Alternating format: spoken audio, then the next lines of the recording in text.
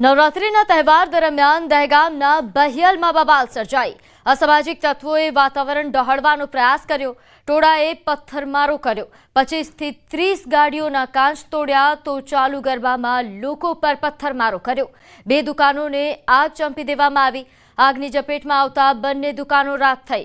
ઘટનાના સીસીટીવી પણ સામે આવ્યા। આ ઘટના બાદ ડોક્ટર જ્યોતિર્નાથ મહારાજનું નિવેદન સામે આવ્યું। સમગ્ર ઘટના સુનિયોજિત હોવાનું દેખાઈ રહ્યું છે। રાજ્યની શાંતિ ડહોળવા માટે આવા કૃત્ય કરવામાં આવે છે તેવું તેમનું નિવેદન। તો દહેગામના બહિયલ ગામમાં પથ્થરમારાનો મામલો કે જેમાં પોલીસ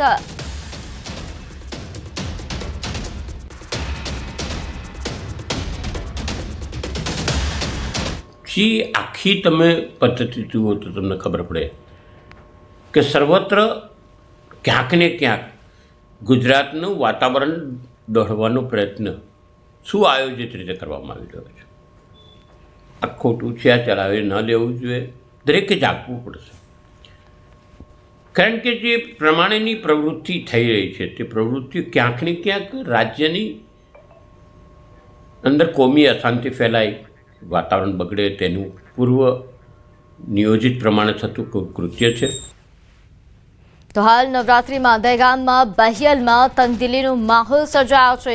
નોંધનીય છે કે અહીં ગત મોડી રાત્રે નવરાત્રીના ગરબીનું જે આયોજન કરવામાં આવ્યું હતું તે દરમિયાન આ મામલો બિચક્યો હતો। પથ્થરમારાની ઘટના બનવામાં આવી। 2 જૂથ વચ્ચે હિંસક અથડામણ થયું હતું, જે બાદ પોલીસનો કાફલો એ ગામમાં પહોંચ્યો હતો અને તમામ આ સામાજિક તત્વોને શાંત કરવાનો પ્રયાસ કરવામાં આવ્યો। સાથે અહીં પોલીસના ધાડેધાડા હાલ ગામમાં તૈનાત કરી દેવામાં આવ્યા છે। આ ઉપરાંત તમામ મામલે કાર્યવાહી શરૂ કરવામાં આવી। કોઈ ભી હિન્દુ તહેવાર હોય છે ત્યારે આ વિધર્મીઓ દરેક તહેવારને અંદર હોડદંગ મચાતા હોય છે। તો મારી સરકારશ્રીથી વિનંતી છે કે આ વિધર્મીઓને એવી સજા મળવી જોઈએ કે જિંદગીની અંદર બીજી વાર કોઈ પુનરાવર્ત ન કરી શકે। તો દહેગામના બહિયલ ગામમાં પથ્થરમારાનો મામલો। પોલીસે અત્યાર સુધીમાં 60 લોકોની અટકાયત કરી। 3 દુકાનોમાં આગ અને 4 ગાડીમાં તોડફોડ કરવામાં આવી હતી। સોશિયલ મીડિયામાં પોસ્ટને લઈને આ વિવાદ સર્જાયો। 200 પોલીસકર્મી, અધિકારી અને 2 SRPની કંપની બંદોબસ્તમાં તૈનાત કરવામાં આવી છે।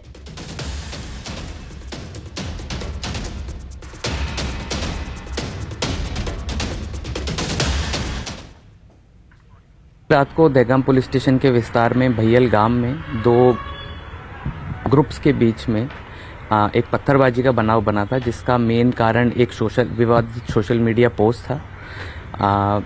जैसे ही पुलिस को इसके बारे में इन्फॉर्मेशन मिला, पुलिस तुरंत ज़्यादा से ज़्यादा नंबर में स्थान पे पहुंच गई और पूरी स्थिति को काबू करने में आ गया है।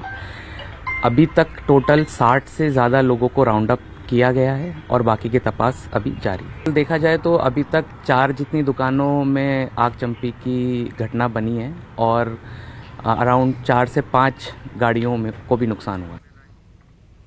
તો હાલ સમગ્ર મામલે પોલીસ દ્વારા તપાસ શરૂ કરવામાં આવી છે। 60 જેટલા સામાજિક તત્વોની અટકાયત કરવામાં આવી। સમગ્ર મામલે વધુ અપડેટ સાથે આપણી સાથે સંવાદદાતા ઋત્વિજ જોડાઈ ગયા છે। ઋત્વિજ, આ મામલે શું અપડેટ, પોલીસની શું કાર્યવાહી? जी प्रीति, बात करें तो पुलिस द्वारा समग्र मामले रायोटिंग है, असामाजिक तत्वों विरुद्ध में कड़क कार्यवाही थाय ते माटे अलग अलग कलमों हेठळ गुनो दाखल करवामां तेनी तजवीज है ते शरू करी देवामां आवी छे। उपरांत बात करिए तो हाल में पुलिस द्वारा जे सीसीटीवी अने केटलाक विडियोना आधारे लगभग 60 लोकोनी अटकायत करी लेवामां आवी छे। अने हाल पुलिस बंदोबस्तनी बात करिए तो गांधीनगर पुलिसना एलसीबी, एसओजी, स्थानिक पुलिस उपरांत अलग अलग जे पुलिस स्टेशननो स्टाफ कुल 200 थी वधारे पुलिस अधिकारीओ अने जवानो आ सिवाय 2 SRPनी कंपनी पण हाल गामनी अंदर बंदोबस्त माटे तैनात करी देवामां आवी छे, जेथी करीने कोईपण प्रकारनो अनिच्छनीय बनाव न बने तेनी तकेदारीना भागरूपे हालमां पुलिस बंदोबस्त तैनात करी देवामां आव्यो छे। એટલે પોલીસ દ્વારા હવે આ સમગ્ર મામલે જે ફરિયાદ નોંધવાની તજવીજ સહિતની જે કામગીરી છે આરોપીઓની ઓળખ કરવી, તેમની અટકાયત કરવી, આ તમામ જે પ્રક્રિયા છે તે પોલીસે હવે અલગ અલગ ટીમો બનાવીને શરૂ કરી દીધી છે. જી આભાર માહિતી આપવા બદલ. તો આગળ વાત કરીએ, ઉત્તરાખંડના બાગપત પહોંચેલી સાધ્વી પ્રાચીએ આઈ લવ મોહમ્મદ લખેલા પોસ્ટરો અને સૂત્રોને જેહાદનું નવું સ્વરૂપ ગણાવ્યું. સાધ્વી પ્રાચીએ કહ્યું કે યુપી સરકારે આ મામલે ગંભીર પગલાં લેવા જોઈએ. સાધ્વી પ્રાચીએ રામલીલા અને ગરબા કાર્યક્રમોમાં ફક્ત આધાર કાર્ડ અને વેરિફિકેશનના આધારે પ્રવેશની વાત કરી હતી. તેમણે ચેતવણી આપી હતી કે જો આવા સૂત્રોમાં બીજું કોઈ નામ સામેલ કરવામાં આવે તો તેની પાછળ કોઈ કાવતરું હોઈ શકે છે. लव यू मोहम्मद, ये नया जिहाद शुरू हुआ है. सरकार को इस पर गंभीरता से लेना चाहिए, विशेषकर उत्तर प्रदेश में भारतीय जनता पार्टी को, क्योंकि कुछ भी हो सकता है. ये लोग बाज नहीं आ सकते, ये लातों के भूत कभी बातों से नहीं मान सकते. આપને જણાવી દઈએ, ઉત્તર પ્રદેશના કાનપુરથી આઈ લવ મોહમ્મદની પોસ્ટના વિવાદમાં એક નવો વિવાદ ઉભો થયો છે. આ પોસ્ટર વિવાદ પછી ઘટનાનો વિરોધ દરેક જગ્યાએ જોવા મળી રહ્યો છે. આ તરફ ઉજ્જૈનમાં ગરબા ઉત્સવ દરમિયાન આ ઘટનાના વિરોધમાં પોસ્ટરો લગાવવામાં આવ્યા હતા, જેમાં લખ્યું હતું કે હું મહાકાલને પ્રેમ કરું છું. આ સાથે ત્યાં હાજર 5000થી પણ વધુ લોકોએ જય જય મહાકાલના નારા પણ લગાવ્યા. આ પોસ્ટ વિવાદ પર વધી રહ્યા હોવાનું પણ હાલ સામે આવી રહ્યું છે. નોંધે છે કે કેટલાક સોશિયલ મીડિયા દ્વારા વિરોધ કરવામાં આવી રહ્યો છે, તો કેટલાક જાહેર કાર્યક્રમો દ્વારા કરવામાં આવી રહ્યો છે. પરંતુ દેશભરમાં આઈ લવ મોહમ્મદના પોસ્ટરો લાગ્યા બાદ પોલીસ પણ સતર્ક થઈ છે અને પોસ્ટો દૂર કરવા માટે તાત્કાલિક કાર્યવાહી કરવામાં આવી રહી છે. उत्तर प्रदेश के कानपुर से शुरू हुए आई लव मोहम्मद का विवाद अब पूरे देश भर में देखने को मिल रहा है.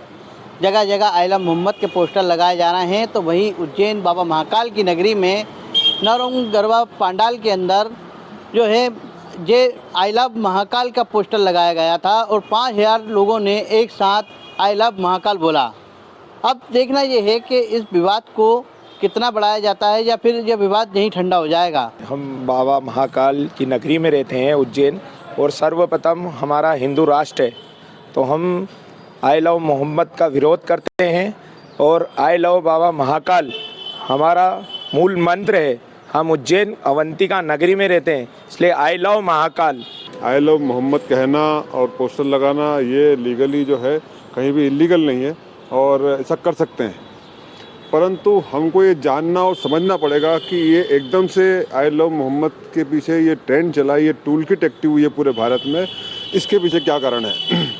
कानपुर की एक छोटी सी घटना जिसमें आई लव मोहम्मद को लिखने पर या पोस्टर लगाने पर पुलिस द्वारा कार्रवाई नहीं की गई. कार्रवाई की गई उपद्रव फैलाने वालों पर, उपद्रवियों पर कार्रवाई की गई, परंतु पूरे भारत में एक सोशल मीडिया टूल किट के माध्यम से पूरे भारत में ये माहौल पैदा किया गया कि ये आई लव मोहम्मद लिखने पर इसमें कार्रवाई उत्तर प्रदेश सरकार ने की है, और उसी को लेकर, उसी को आधार मानाकर पूरे भारत में ये विरोध प्रदर्शन करना शुरू किया. एक क्षेत्र में बैनर लगाया गया, ये तो पुलिस की सतर्कता थी, उन्हें तत्काल इसको उतरा दिया. हमारा किसी बैनर या किसी नाम का विरोध नहीं है, हमारा सिर्फ एक ही अनुरोध है, बाबा महाकाल हर समाज का, हर व्यक्ति के अन्नदाता हैं, उनके पालक हैं, हम तो उनको मानते हैं. मैं उनसे कहना चाहता हूँ कि कभी आपने आई लव इंडिया या आई लव भारत का कभी कोई ट्रेंड चलाया है? क्यों नहीं चलाया है? क्योंकि आपकी मानसिकता उसी स्तर की, आप पढ़े लिखे तो हो नहीं. अगर पढ़े लिखे होते तो I love Bharat, I love India लिखकर आप ट्रेंड चलाते, अच्छी शिक्षा देते, अच्छे लोगों को विचार जोड़ते. घटना घटित करने की साजिश तो नहीं है, इस पूरे विषय में देखना होगा. लेकिन अभी फिलहाल जो है पूरे देश भर में आई लव मोहम्मद और आई लव के जो पोस्टर बार हो रहा है, उसको लेकर उज्जैन से आई लव महाकाल का पोस्टर बार किया गया है. તો આગળ વાત કરીએ, કચ્છમાં ફરી એકવાર ભૂકંપનો આંચકો અનુભવાયો. પશ્ચિમ કચ્છમાં ભૂકંપનો આંચકો નોંધાયો. ખાવડા નજીક આ ભૂકંપનો આંચકો અનુભવાયો છે. 3.3ની તીવ્રતાનો આંચકો મોડી રાત્રે 1:46 એટલે કે પોણા 2 વાગ્યાની આસપાસ આ આંચકો અનુભવાયો. ભૂકંપનો કેન્દ્ર બિંદુએ ખાવડથી 31 કિલોમીટર દૂર નોંધાયો છે.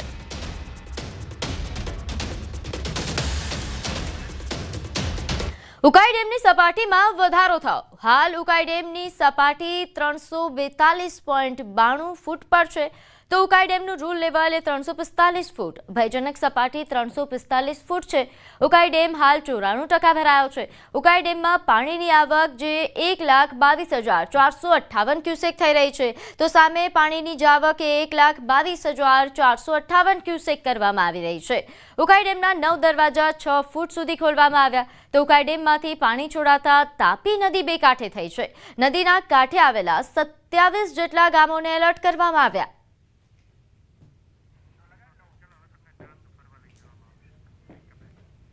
તો હવે જઈએ ડાંગ કે ડાંગ જિલ્લામાં જ્યાં 2 દિવસના ભારે વરસાદ બાદ આજે વરસાદે વિરામ લીધો છે. વરસાદ બંધ પડતા કુદરતી સૌંદર્ય ખીલી ઉઠ્યું છે.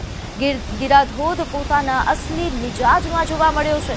તો રસ્તે આવતા અનેક નાના મોટા ઝરણા પણ સક્રિય થયા છે. સાપુતારામાં વાતાવરણ ખુશનુમા બન્યું, જે પ્રવાસીઓને પોતાની તરફ આકર્ષે છે.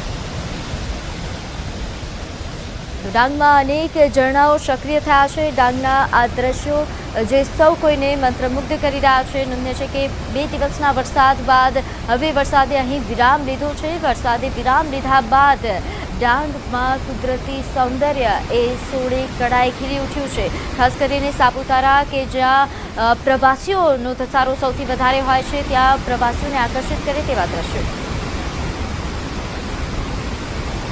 હજુ તો ચોમાસું વિદાય લઈ રહ્યું છે, ત્યાં સુરેન્દ્રનગર જિલ્લામાં પાણીની સમસ્યા સર્જાય તેવા એંધાણ છે. સુરેન્દ્રનગર જિલ્લામાં ચાલુ વર્ષે ચોમાસામાં શરૂઆતમાં સારો વરસાદ નોંધાયો હતો, પરંતુ ત્યારબાદ માત્ર ધીમી ધારે જ વરસાદ વરસ્યો, જેને લઈને જિલ્લાના જળાશયોમાં પાણીની આવક નહિવત થઈ હતી.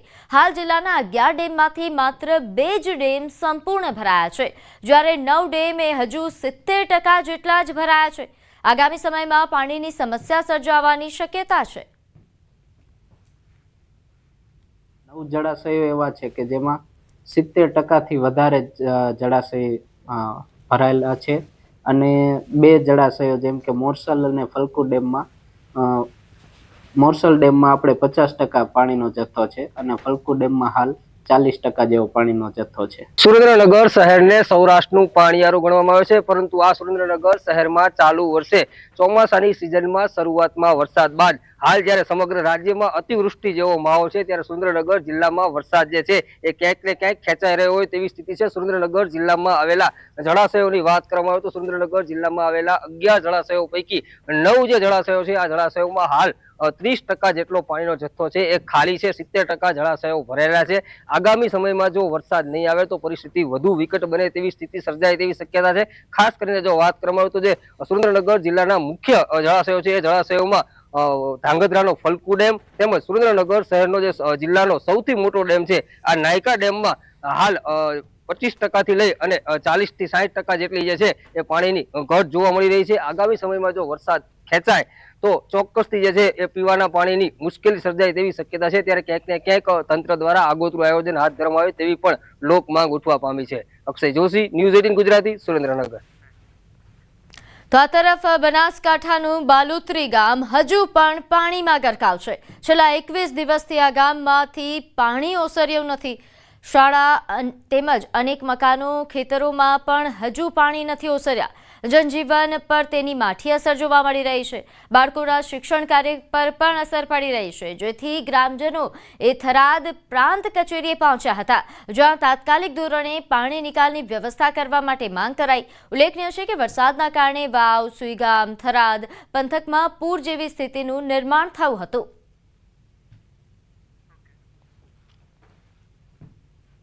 લગભગ 20 દિવસ થયા છતાં હજી પાણીનો કોઈ નિકાલ આવ્યો નથી.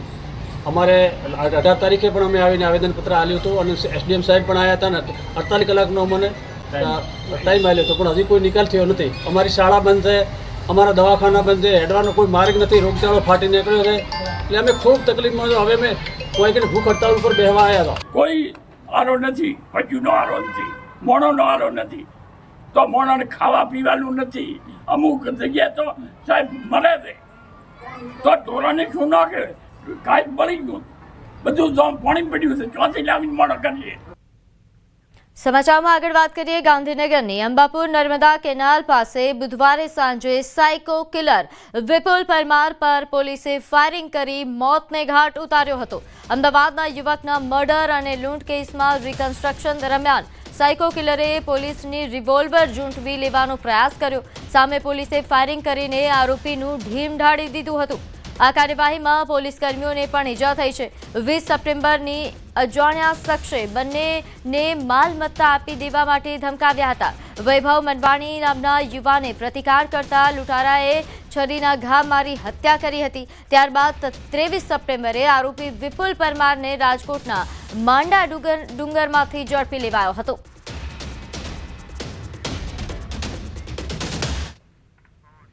આશરે 4:45 વાગ્યેની આજુબાજુ પોલીસ ટીમ દ્વારા પહોંચવામાં આવેલ અને પછી ત્યાં જ્યારે રિકન્સ્ટ્રક્શન પંચનામું કરવાનું હતો ત્યાં આરોપી વિપુલ ઉર્ફે નીલ વિષ્ણુભાઈ પરમાર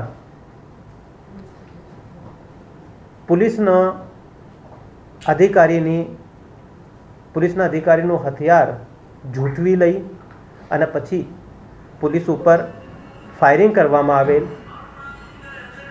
આ ફાયરિંગ દોરાન આ ટીમમાં સામેલ એલસીબીના પોલીસ કર્મચારી રાજેન્દ્રસિંહને ઇન્જરી થયેલ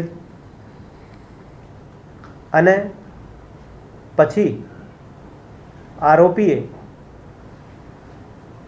એલસીબીની પોલીસ કર્મચારીઓની જે વ્હીકલ્સ હતા સાથે આ ઉપર પણ ફાયરિંગ કરવામાં આવ્યો અને આ ફાયરિંગની જવાબી કાર્યવાહીમાં એલસીબીના અધિકારી કર્મચારીઓ દ્વારા પોતાના સૌ બચાવમાં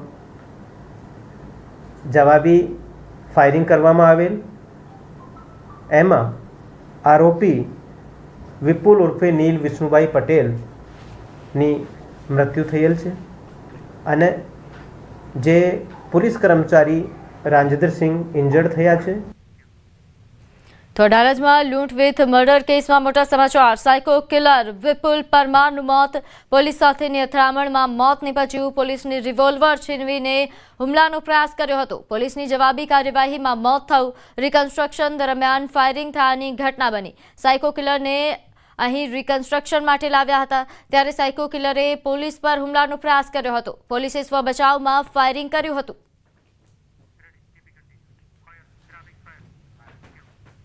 તો એન્કાઉન્ટરની ઇનસાઇડ સ્ટોરી. સાયકો કિલરને રિકન્સ્ટ્રક્શન માટે લઈ જવાયો હતો. પોલીસે તપાસ કરી હતી. રિકન્સ્ટ્રક્શન દરમિયાન આરોપીએ હુમલો કર્યો હતો.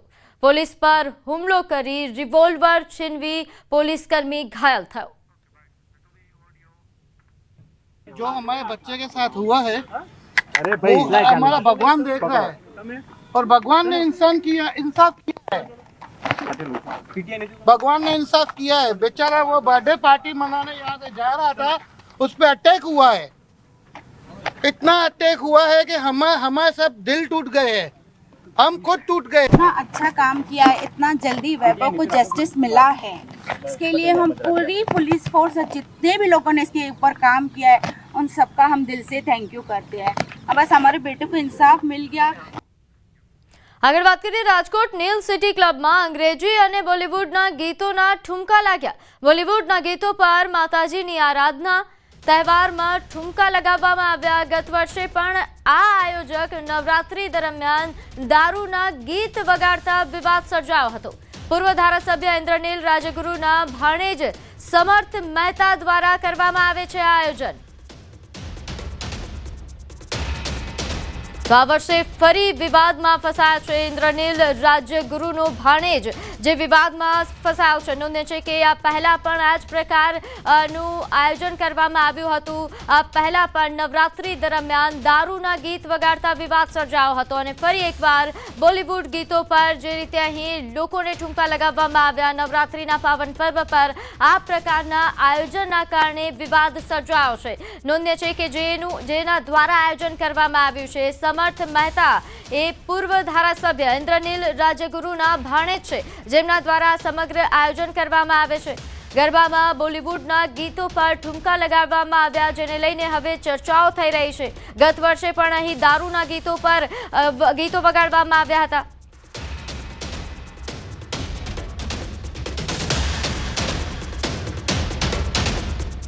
તો વાત કરીએ ગાંધીનગરમાં નવરાત્રી દરમિયાન દહેગામના બહિયલમાં થયેલી બબાલ મામલે.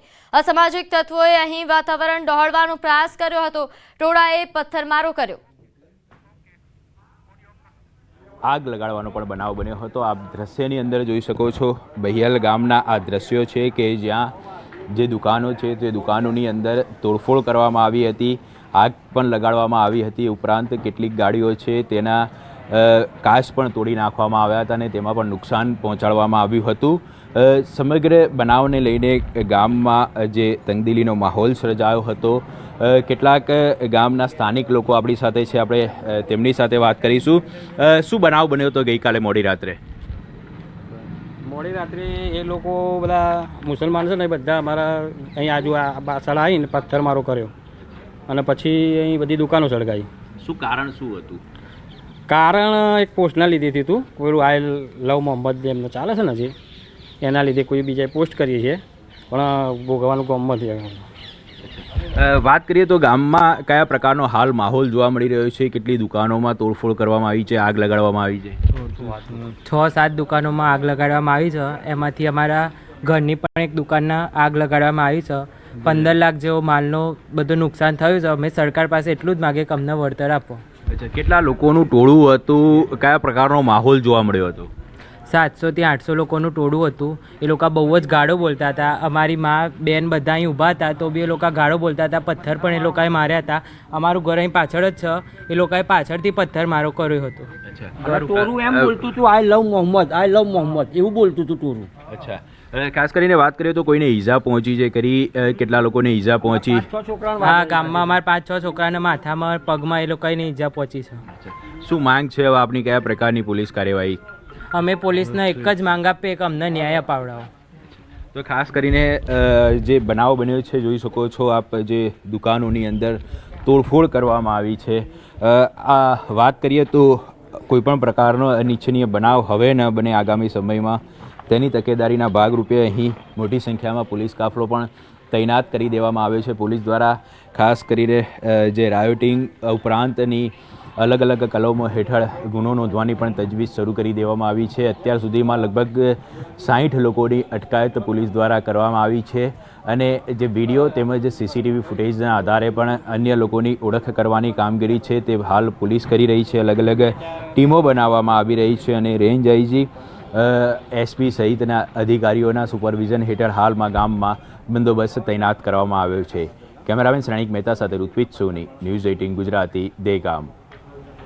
તો હાલ જે તે સંવાદદાતાએ જણાવ્યું કે આ સમગ્ર મામલે પોલીસ દ્વારા કાર્યવાહી કરવામાં આવી છે, પરંતુ પથ્થરમારાની ઘટના બાદ ગામના લોકોને ભારે નુકસાન. ઉત્તર પ્રદેશના લખનૌના ગુડમ્બામાં પોલીસ અને ગુનેગારો વચ્ચે એન્કાઉન્ટર. ગુડમ્બામાં ચેઇન સ્નેચિંગ કેસના આરોપીની એન્કાઉન્ટરમાં ધરપકડ કરવામાં આવી હતી. ચેઇન સ્નેચર અરવિંદને પગમાં ગોળી વાગી. આરોપીનો ભાઈ ઘટના સ્થળેથી ભાગી જવામાં સફળ રહ્યો. લૂંટારા પાસેથી ચોરાયેલી ચેઇનનો એક ટુકડો, એક પિસ્તોલ અને કારતૂસ તેમજ બાઇક મળી આવી હતી. ઘાયલ ગુનેગારને હોસ્પિટલમાં મોકલવામાં આવ્યો હતો. ઉલ્લેખનીય છે કે આ જ ગેંગે 20 સપ્ટેમ્બરના રોજ ઉદ્યોગપતિ અતુલ જૈન પાસેથી ચેઇન ચોરી હતી. લૂંટેરાનો પીછો કરતા સમયે અતુલનું મોત થયું હતું.